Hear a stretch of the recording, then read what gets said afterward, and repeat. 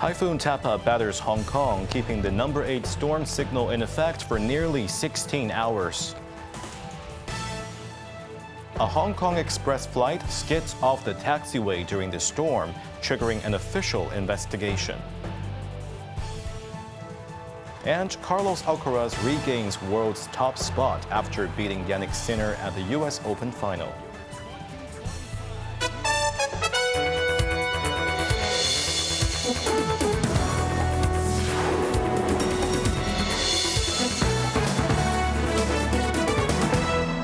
Good evening. You're watching Cable News. I'm Jeremy Chu. Typhoon Tapah unleashed gale-force winds on Hong Kong, leading to class suspension and limited public transport. The observatory kept the number 8 storm signal in force for nearly 16 hours before lowering it this afternoon.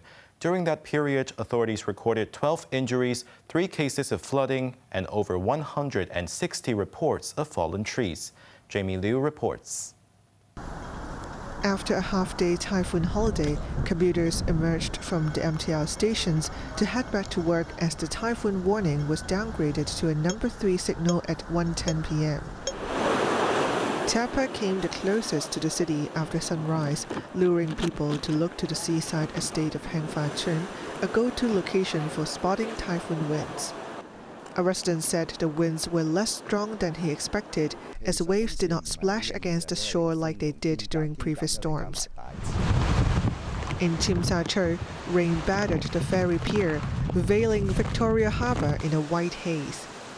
Typhoon enthusiasts turned up at the harbourfront hoping for dramatic scenes, but only saw trees gently swayed with the wind. Kennedy Town was hit by occasional gusts and rain, but that did not stop tourists from taking a stroll.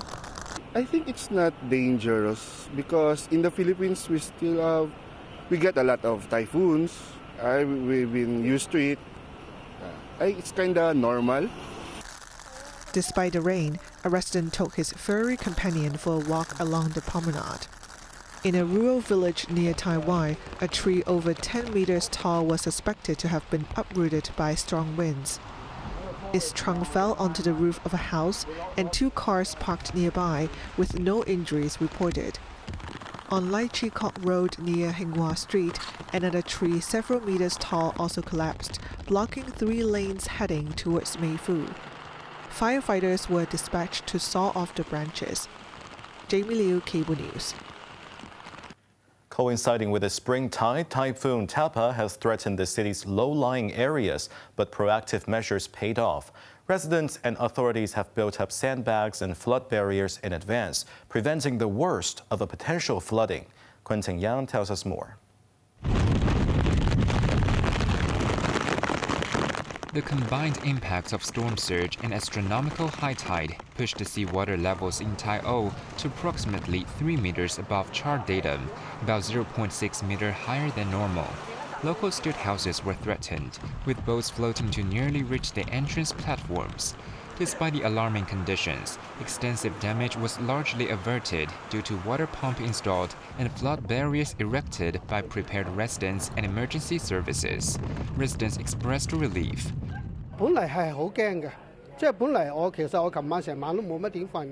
We were scared, but this typhoon was quite mild. This time it didn't flood much, said this local shopkeeper, echoing a sense of relief among the community. Minor ankle-deep flooding was reported in parts of Lei Yumen's Sap Ka Tsuen village, though main streets remained passable. Emergency teams from the Civil Aid Service and the Drainage Services Department conducted patrols to help build barriers and monitor conditions. Some shop owners chose to stay overnight to protect their properties. The wind was very strong, even when compared to the number 10 typhoon signal earlier. Today's wind felt more powerful, noted this merchant. But they also expressed relief as no flooding was caused. As Tapah moves inland into Guangdong, coastal water levels are expected to recede later. Quentin Yang, Cable News. A Hong Kong Express flight from Beijing veered off the runway while taxiing after landing and struck a sign. No injuries were reported. An official investigation is underway. Best Learn reports.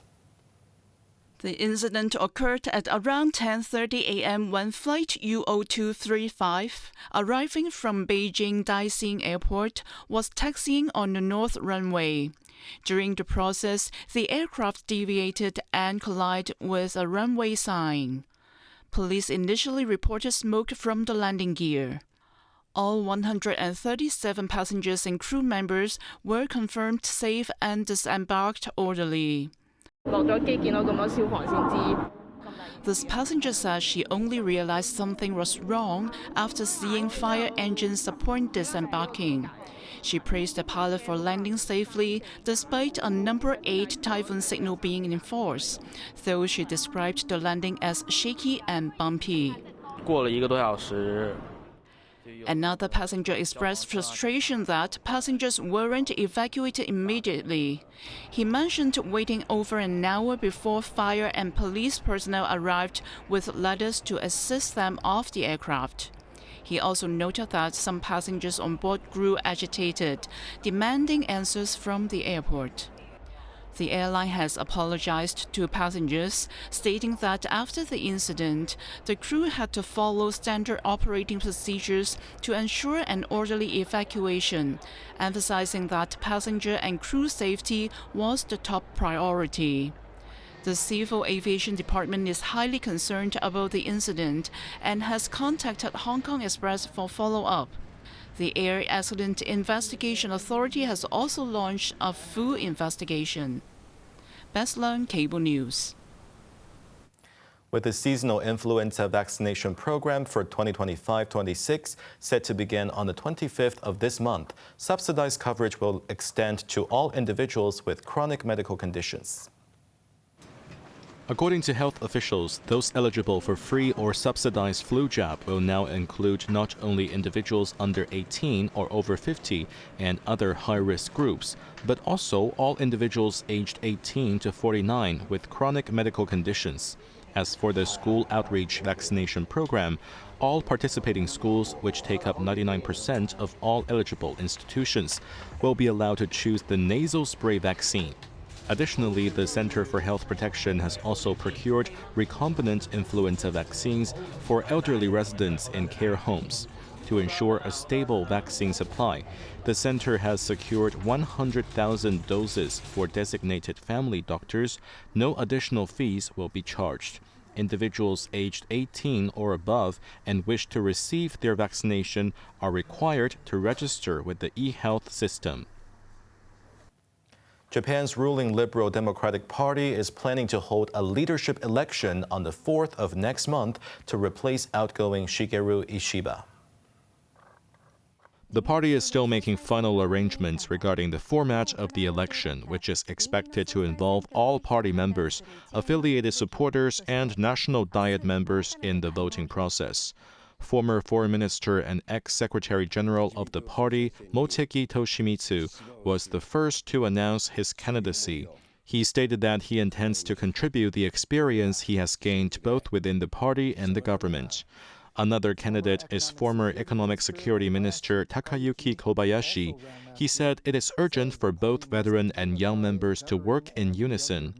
Other potential candidates include former Minister for Economic Security Sanae Takaichi, Agriculture, Forestry and Fisheries Minister Shinjiro Koizumi, and Chief Cabinet Secretary Yoshimasa Hayashi. Candidates require nominations from at least 20 LDP Diet members to stand in the leadership election. Ishiba stated earlier at the Prime Minister's office that he would not prevent current cabinet ministers from running.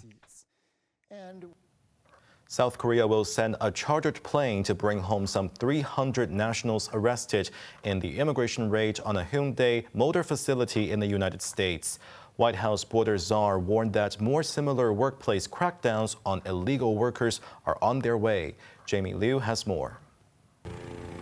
During last week's operation targeting the car battery plant in Georgia, 475 people were arrested. Among them, over 300 are South Koreans. After days of negotiations, South Korea reached a deal with the U.S. to release the workers, according to the presidential chief of staff Kang Hoon-sik. He said a charter flight will fly them back as soon as Wednesday and vowed to improve the visa system to prevent similar incidents. Foreign Minister Cho Hyun will reportedly travel to Washington to discuss administrative steps of the release. Citing sources, Yonhap News said the detained workers will return under voluntary departure rather than deportation. U.S. President Donald Trump reiterated his support for the crackdown and said Washington still has a great relationship with Seoul. He also suggested it was necessary for the U.S. to bring in foreign experts to train American workers in some industries. If you don't have people in this country right now that know about batteries, maybe we should help them along and let some people come in and train our people to do, complex things, whether it's battery manufacturing or computer manufacturing or building ships.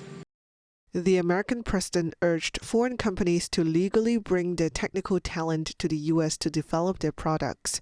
White House Border Affairs Director Tom Homan warned there will be more extensive immigration raids, similar to the one at the Hyundai plant.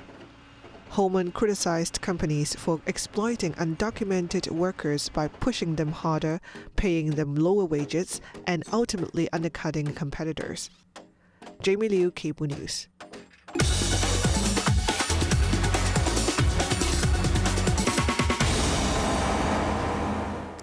Mainland's exports continue to rise in August, but at a slower pace as the front-loading factor, which drove stronger than expected export growth in recent months, started to wane.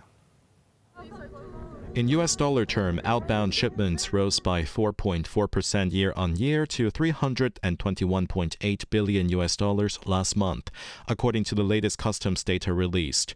The growth was lower than July's 7.2% and fell short of the consensus forecast of a 5.4% rise. Imports in August, meanwhile, rose by 1.3% year-on-year to nearly $219.5 billion, compared to the 4.1% growth in July and a 3.8% growth forecast.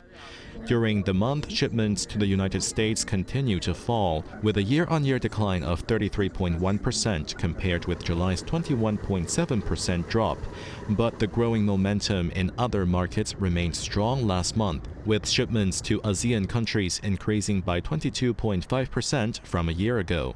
Exports to Europe also surged by 10.4% in August, after posting 9.2% growth in the previous month.